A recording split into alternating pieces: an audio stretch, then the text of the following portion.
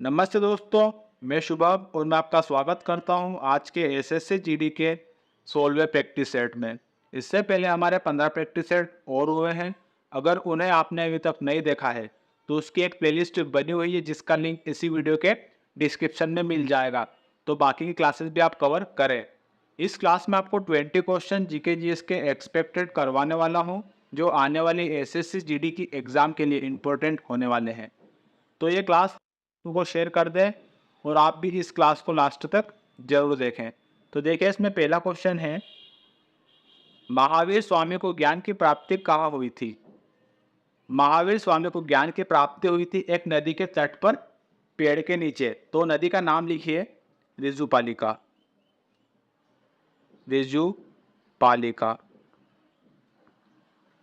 महावीर स्वामी को ज्ञान की प्राप्ति एक नदी के तट पर स्थित साल वृक्ष के नीचे हुई थी। वो वृक्ष का नाम है साल वृक्ष। तो महावीर स्वामी को ज्ञान की प्राप्ति हुई थी ऋजुपालिका नदी के तट पर स्थित साल वृक्ष के नीचे। नेक्स्ट क्वेश्चन देखिए, श्वेत वस्त्र धारण करने वाले को क्या कहते थे? श्वेत वस्त्र धारण करने वाले को कहते थे श्वेतांबर। श्वेतांबर। और श्वेतांबर जैन धर्म से संबंधित थे। जैन धर्म।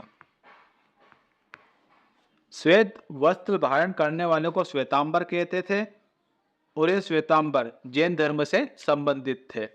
नेक्स्ट क्वेश्चन देखिए, गोमतेश्वर की मूर्ति किस राज्य में स्थित है? गोमतेश्वर की मूर्ति स्थित है कर्नाटक राज्य में। कर्नाटक। ये तो हुई राज्य की बात। अगर स्थान की बात कर लेता है तो वो है श्रवणबेलगोला। श्रवणबेलगोला।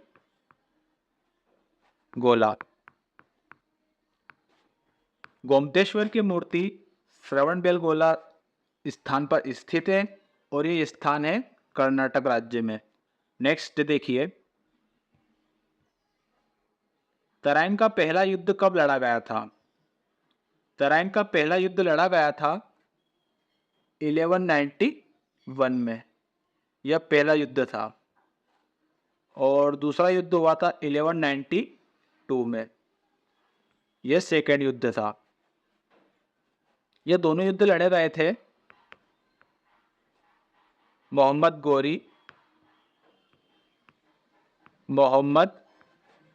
गौरी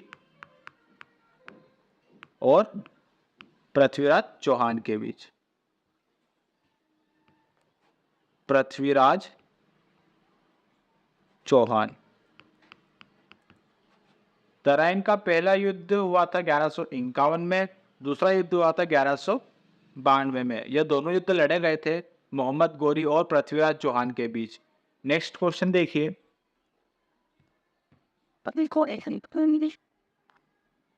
हड़प्पा सभ्यता का सबसे बड़ा संग्रहालय किस राज्य में स्थित है? हड़प्पा सभ्यता का सबसे बड़ा संग्रहालय है हरियाणा में। हरियाणा। हड़प्पा सभ्यता का सबसे बड़ा संग्रहालय है हरियाणा में। अगर आपसे स्थान पूछता है तो वो है राखीगढ़ी। राखीगढ़ी। तो राखीगढ़ी में स्थित है हड़प्पा सभ्यता का सबसे बड़ा संग्रहालय और राखीगढ़ी है हरियाणा राज्य में। नेक्स्ट है, खानवा का युद्ध किसके बीच हुआ था? तो खानवा का युद्ध लड़ा गया था राणा सांगा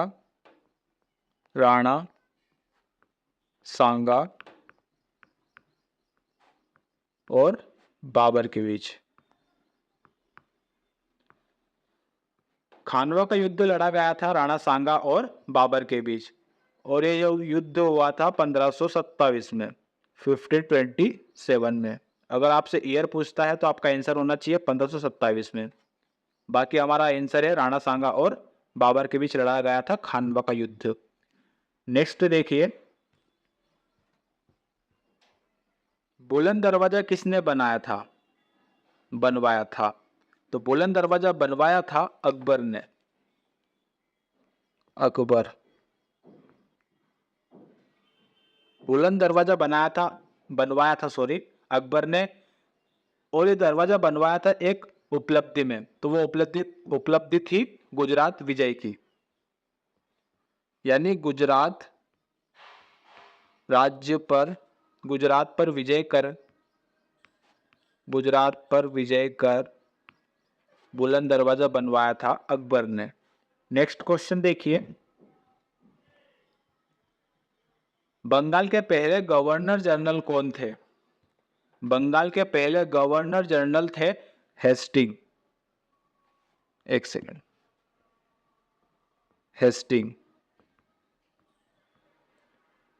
हेस्टिंग्स। बंगाल के पहले गवर्नर जनरल थे हेस्टिंग्स, और इनका टाइम पीरियड था 1773 से लेकर 1785 तक, ये टाइम पीरियड है हेस्टिंग्स का, जो कि बंगाल के पहले गवर्नर जनरल रह चुके थे। नेक्स्ट क्वेश्चन देखिए, भारतीय प्रेस का मुक्तिदाता किसको माना जाता है? भारतीय प्रेस का मुक्तिदाता माना जाता है चार्ल्स मेडकोफ को। चार्ल्स मेडकोफ।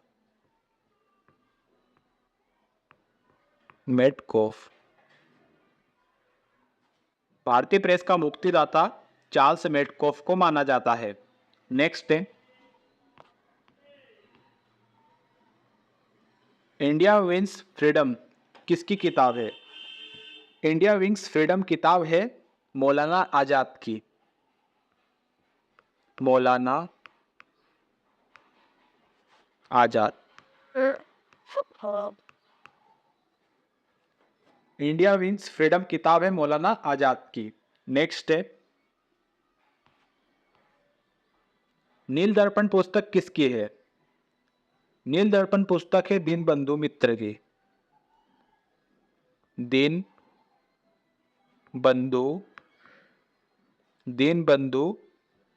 मित्र। नील दर्पण पुस्तक है दीनबंधु मित्र की। नेक्स्ट क्वेश्चन है, राष्ट्रकूट वंश का संस्थापक कौन था? राष्ट्रकूट वंश का संस्थापक था दंतीदुर्ग।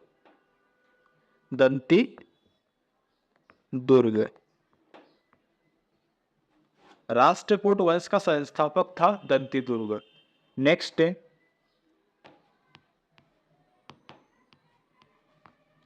ईस्ट इंडिया एसोसिएशन की स्थापना किसने की थी? ईस्ट इंडिया एसोसिएशन की स्थापना की थी दादा भाई नौरोजी ने। दादा भाई नौरोजी। ईस्ट इंडिया एसोसिएशन की स्थापना की थी दादा भाई नौरोजी ने। नेक्स्ट है, गदर पार्टी की स्थापना किसने और कहाँ की थी? गदर पार्टी की स्थापना की थी हरदयाल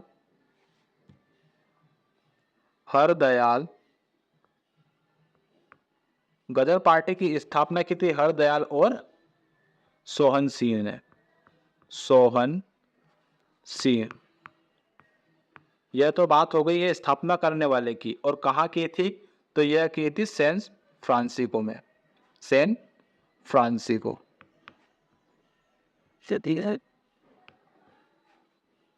गदर पार्टी की स्थापना की थी हरदयाल और सोहन सिंह ने सैन फ्रांसिस्को में। नेक्स्ट क्वेश्चन है, राष्ट्रीय स्वयंसेवक संघ की स्थापना किसने और कब की थी? राष्ट्रीय स्वयंसेवक संघ यानी आरएसएस। तो इसकी स्थापना करने वाले थे कुजुल कुटफिशर। सॉरी, इसकी स्थापना की थी हेड गोवर ने, माफ करना। आरएसएस की स्थापना करने वाले थे हेड गोवर। आरएसएस की स्थापना करने वाले थे हेड गोवर, और आरएसएस की स्थापना हुई थी 1925 में, 1925 में। राष्ट्रीय स्वयं सेवक संघ की स्थापना करने वाले थे हेड गोवर, इन्होंने ये स्थापना की थी 1925 में। नेक्स्ट देखिए, कुषाण वंश का संस्थापक और अंतिम संस्थापक कौन था? तो कुषाण वंश का संस्थापक था कुजुल कुटफिशस। कुजुल कुटफिशस, कुजुल कुटफिशस। यह तो बात हो गई संस्थापक की, कुषाण वंश के। और अंतिम संस्थापक था वासुदेव, वासुदेव। यह कुषाण वंश का अंतिम संस्थापक था और यह संस्थापक था।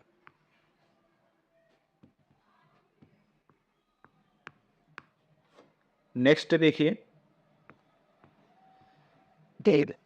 दिल्ली अभी दूर है, यह नारा किसने दिया था? दिल्ली अभी दूर है, यह नारा दिया था निजामुद्दीन औलिया ने।